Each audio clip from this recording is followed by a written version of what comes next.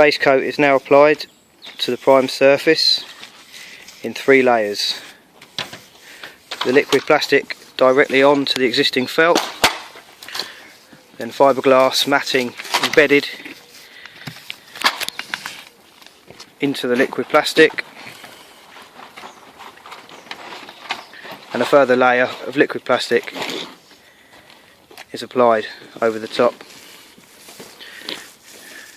creating the fully bonded system. Once this is set, it will be top coated.